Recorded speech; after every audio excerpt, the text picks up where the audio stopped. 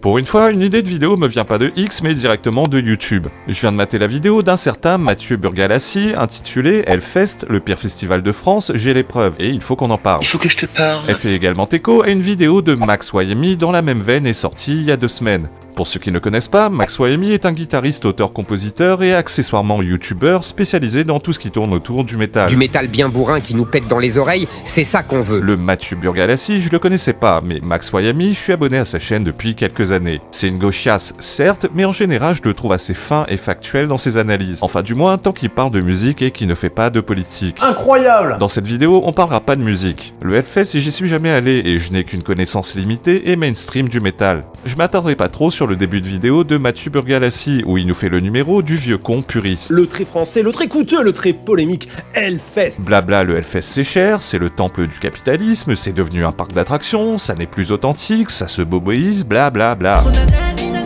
Ce genre de discours a tendance à me gonfler. Ok, à ce que tout le monde dise, c'est la vérité, mais il existe des tas d'autres festivals de métal plus authentiques, plus focalisés sur la musique et moins chers. Ceux qui sont pas contents du Hellfest et qui n'ont pas les moyens, eh ben ils n'ont qu'à plus y aller en fait. Bah ouais. Le site spécialisé concertmetal.com répertorie 70 festivals dédiés au métal, au hard rock et au punk, et ce rien qu'en France. Je sais pas ce que valent ces festivals, mais on va pas me faire croire qu'il n'y a pas moyen pour les puristes du métal de trouver leur bonheur. Bon, après il soulève un point avec lequel je suis plutôt d'accord lorsqu'il évoque les quelques 6000 bénévoles travaillant sur le festival selon un article de Ouest France. Malheureusement, il est assez courant que de grosses structures prestigieuses profitent de leur pouvoir d'attraction pour s'en foutre plein les poches sur le dos des petites gens, leur promettant une aventure passionnante et une solide référence sur leur CV. C'est encore plus choquant quand j'apprends que Ben Barbeau, le créateur du Hellfest, a été condamné par la justice en 2023 pour avoir confondu ses comptes personnels avec la caisse du Hellfest à hauteur de 300 000 €. On entre ensuite dans le cœur du sujet. Pendant de nombreuses minutes, Mathieu Burgalassi nous refait l'historique du black metal norvégien. Pour la faire courte, le black metal est un sous-genre du métal né dans les années 80 en Angleterre et qui a connu une seconde vague en Norvège dans les années 90. Il se caractérise principalement par des thèmes lugubres, une musique agressive au son brut et une fascination certaine pour la mort et le satanisme.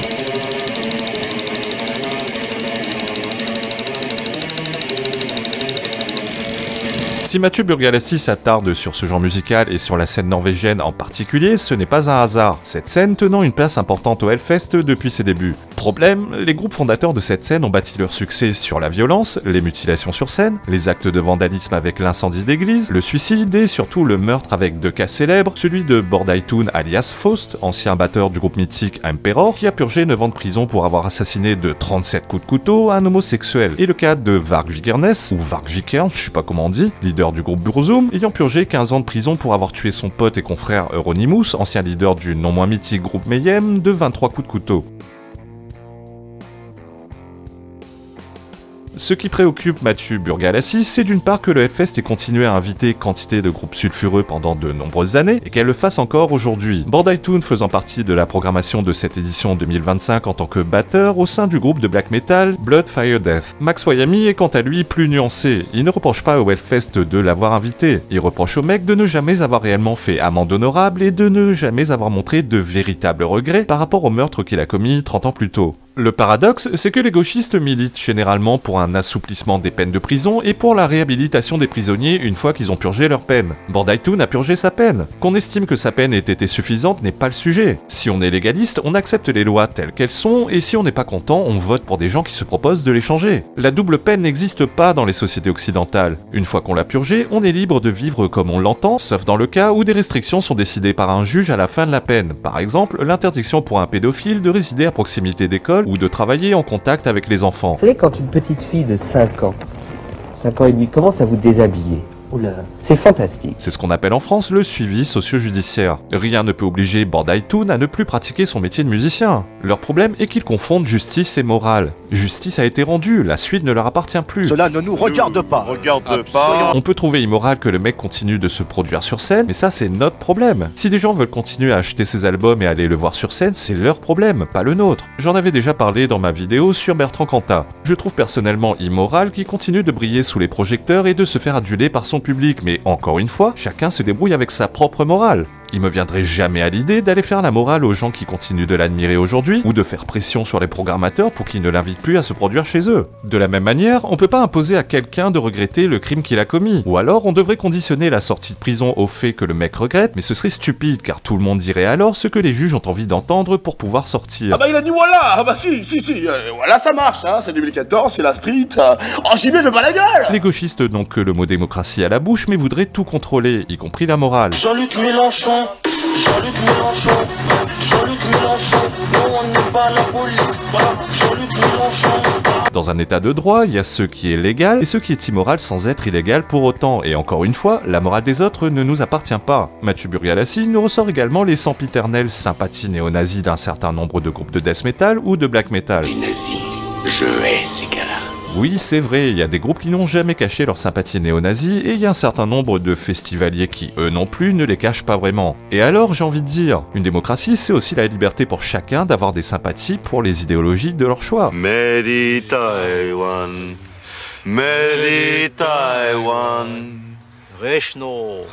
C'est là le vrai visage des gauchistes. Ils se présentent comme de grands humanistes qui ont soif de liberté et de démocratie, mais ils veulent contrôler la pensée. It has to come from a movement of self-training. It has to come from a popular self-training movement in politics. That's the only way to get to democracy. We have to get rid of this oligarchy from the bottom of the society. Ils veulent décider à la place des autres ce qui est bien et ce qui est mal. Bien. Pas bien.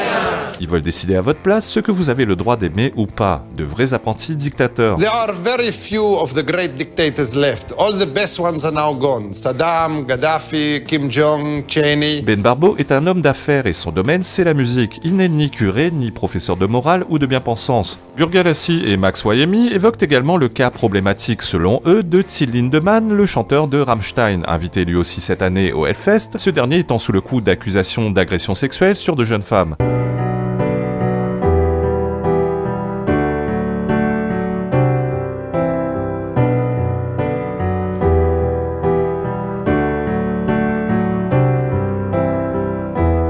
Ils oublient juste une précision de taille. La justice allemande a abandonné toute poursuite contre ce dernier. Dans ce genre de situation, les gauchistes tiennent souvent le discours « Ouais, mais c'est pas parce que les poursuites ont été abandonnées que ça fait de lui un innocent. C'est juste qu'ils ont pas eu assez de preuves. » Qui leur distribue des éléments de langage? Ouais, mais non, c'est pas comme ça que ça marche. Je sais bien qu'il est particulièrement difficile de prouver une agression sexuelle lorsqu'elle est commise dans un cadre strictement privé et sans témoin. Néanmoins, soit une personne est jugée coupable, soit elle n'est pas jugée coupable. Et dans ce cas, elle est donc innocente. Y a pas de « il est innocent mais peut-être coupable » ou de « il est coupable mais peut-être innocent ». Je crois que la question elle est vite répondue. N'en déplaise aux gauchistes, la présomption perpétuelle de culpabilité n'existe pas. Dans les systèmes judiciaires occidentaux, la culpabilité est strictement conditionnée à l'apport de preuves. Ici, des juges ont décidé qu'il n'y en avait aucune et que les présumées victimes n'étaient pas suffisamment crédibles. Vous avez certainement entendu des gauchistes affirmer que 90% des violeurs n'étaient pas condamnés. Mais comment ils savent que ce sont des violeurs si la justice ne les a pas condamnés? Moi je pense que la question elle est vite répondue. Elles étaient présentes sur place? Elles se contentent de croire les femmes sur parole?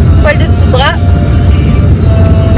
Il n'y a pas 150 systèmes de justice. Soit elles se fondent sur des preuves, soit sur la parole des gens, mais à ce moment-là, elles seraient livrées à l'arbitraire le plus total. Choice is yours. Exile or death. Je suis pas stupide, je sais bien que parmi tous ceux qui échappent à la condamnation pour viol, un certain nombre d'entre eux ont juste eu de la chance et sont passés à travers les mailles du filet. Mais qu'est-ce qui leur permet d'avancer ce chiffre de 90%? Réponse, rien à part leur conviction personnelle. Est-ce que Till Lindemann a vraiment commis ces agressions? Je n'en sais rien. Toujours est-il que la justice a considéré que non, donc je vois pas au nom de quoi il n'aurait pas le droit de pratiquer son métier sur scène. Attention, ça veut pas dire que j'ai foi absolue en la justice et que je la considère infaillible. J'y crois à mort. Tout ce que je dis, c'est que lorsqu'on vit dans un état de droit et qu'on est légaliste, on n'a d'autre choix que de se ranger derrière ses décisions, à moins qu'on ait des preuves solides, qu'elle se soit trompée ou qu'on était soi-même sur place. C'est là toute l'hypocrisie des gauchistes. Ils sont pour la réhabilitation des délinquants de façon générale, mais quand ça les arrange, ils voudraient une espèce de condamnation perpétuelle et de double peine éternelle, judiciaire dans un premier temps, puis un effacement social dans un second temps, et ce, même pour ceux qui n'ont jamais été condamnés par la justice. Il faut réduire le recours à la peine d'emprisonnement. Autre hypocrisie du Mathieu Burgamachin, c'est qu'il conclut sa vidéo en disant en gros tout et son contraire. Il dit libre à vous de donner de la visibilité aux artistes problématiques, mais il dit 10 secondes après qu'il souhaite un mouvement de protestation de masse des festivaliers pour faire pression financièrement sur les organisateurs afin qu'ils cessent d'inviter ces artistes dits problématiques. Vous êtes grand, faites ce que vous voulez. La seule manière d'attraper ce genre de gars, c'est de les attraper par là où ça leur fait le plus mal, par le portefeuille. C'est un peu comme si je disais, libre à vous d'aller dans ce magasin, par contre j'incite les gens à aller péter sa vitrine et brûler son magasin pour qu'il soit dans la merde financièrement. Si les mecs sont pas contents, ils ont qu'à créer leur propre festival. Ils appelleraient, je sais pas, un truc dans le genre, festival de la pureté morale. Ils organiseraient un casting avec un barème de pureté et de bonne moralité, avec des cases à cocher. Il y aurait des questions du genre, êtes-vous de gauche? Consommez-vous de l'alcool ou des stupéfiants? Avez-vous une vie sexuelle débridée? Avez-vous été condamné pour un crime? Êtes-vous la cible d'accusations pour agression sexuelle? Êtes-vous LGBT friendly? Êtes-vous écolo? Pensez-vous que Hitler c'est le mal absolu? Je leur souhaite bon courage pour monter un festival de musiques extrêmes avec uniquement des mecs qui respectent tous leurs critères à la lettre.